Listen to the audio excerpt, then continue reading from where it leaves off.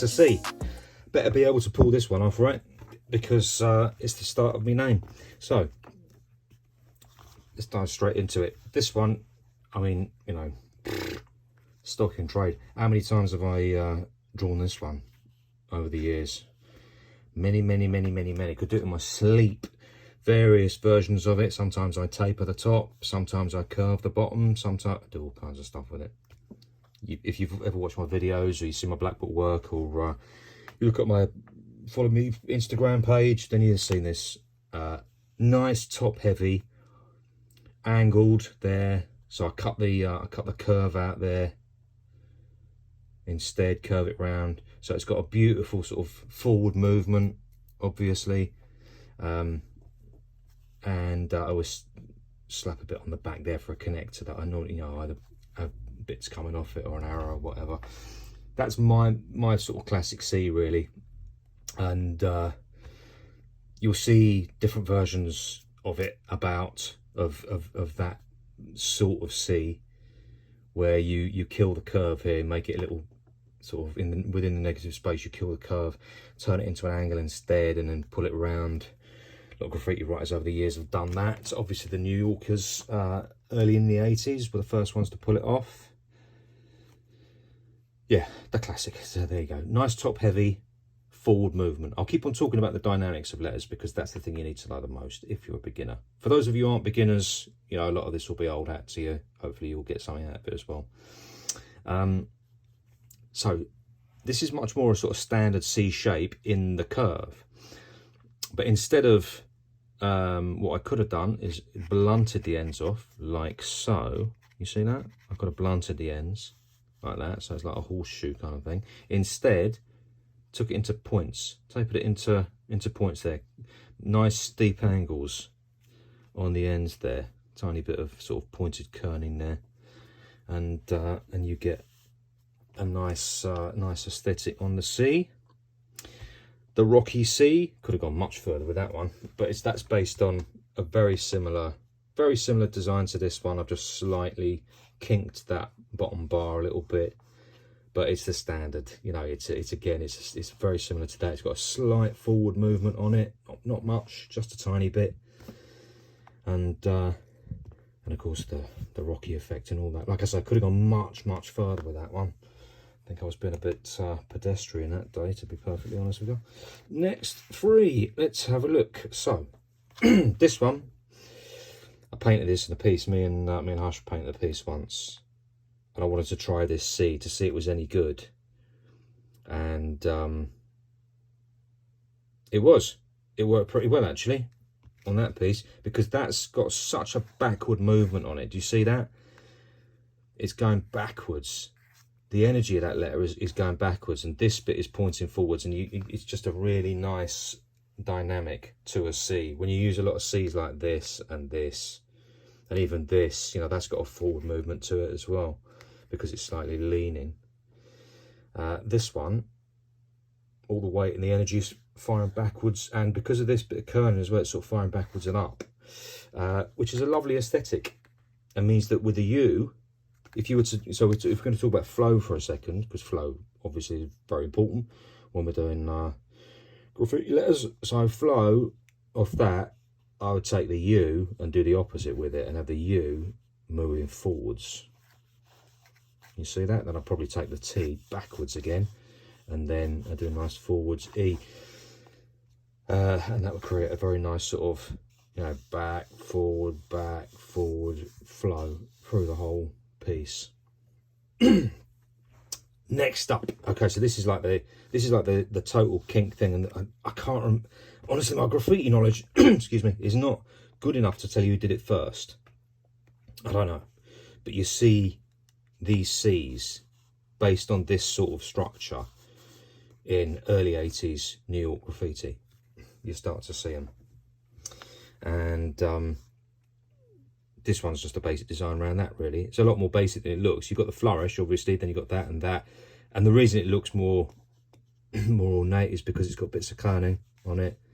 Tapered that up to a point there, then a blunt one. See, I'm combining points, sharpened points here, with blunted off kerning.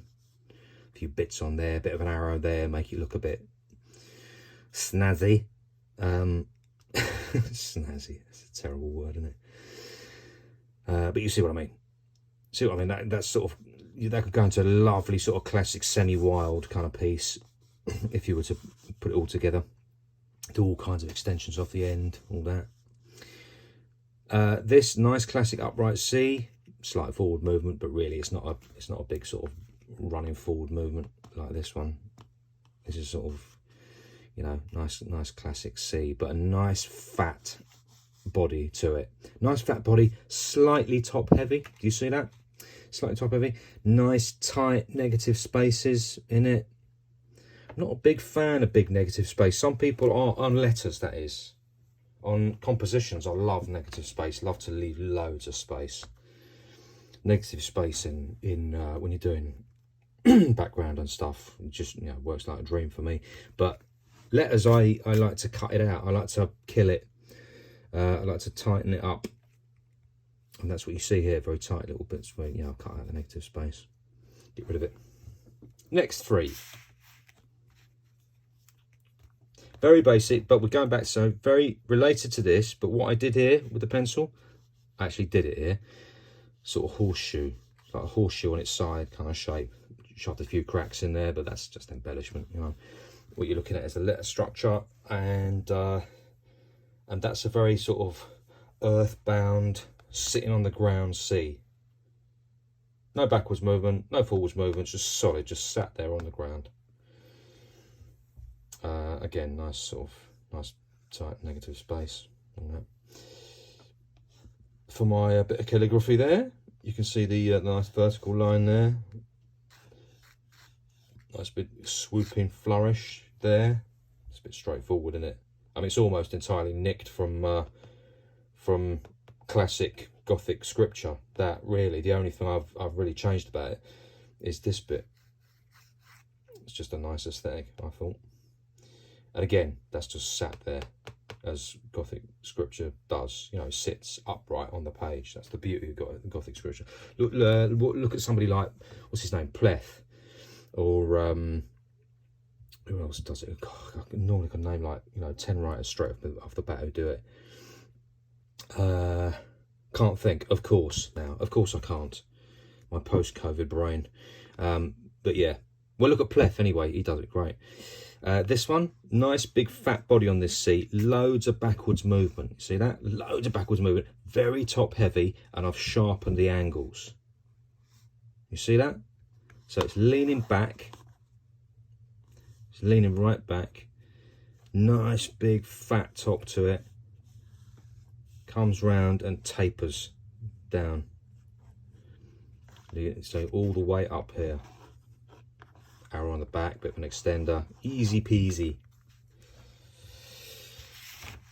Last lot. That's a real kind of old school, slightly techie kind of C. I love that C. Absolutely love it. Love it.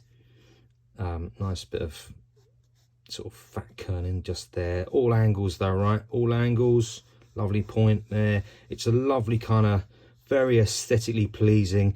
There's no tapering on the bar particularly. It's all of a sort of standard thickness, these bars and everything, but it's very kind of like,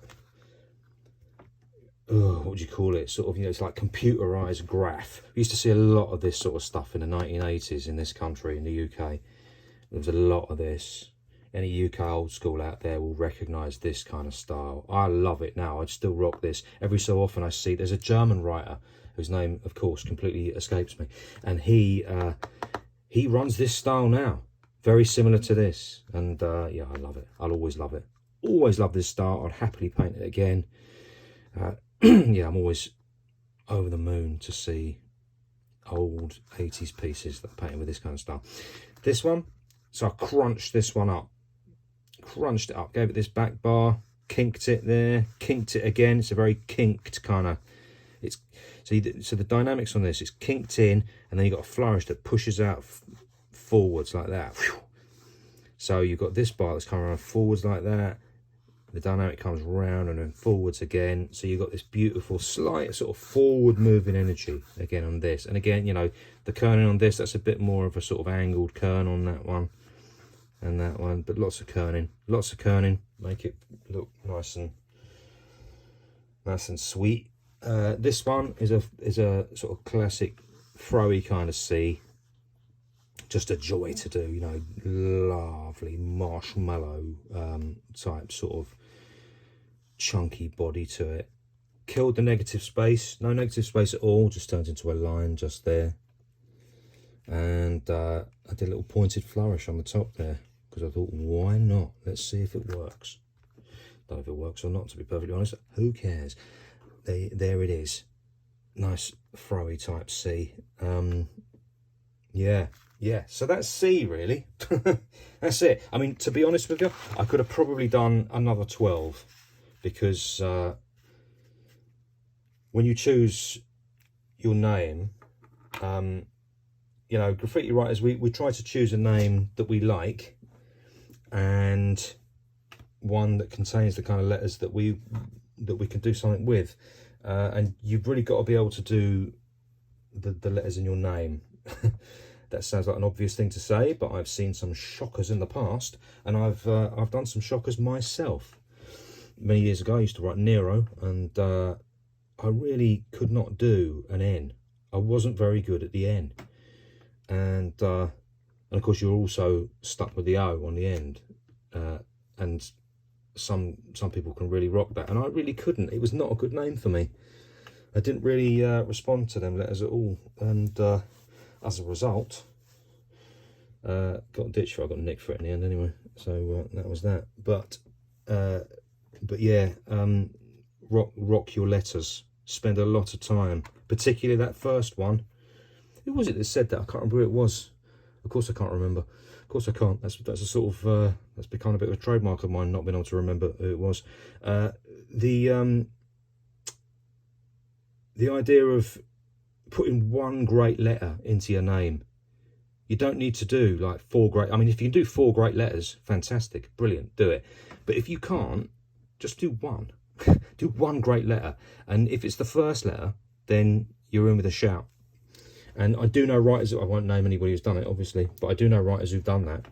And sure enough, and to be honest, I'm not great at a U or a T, but a C and an E I can really rock when I need to. And as long as I can rock 2 of them letters, then the other 2 can sort of kind of slip in between them and survive. But yeah, there you go. Anyway, the letter C.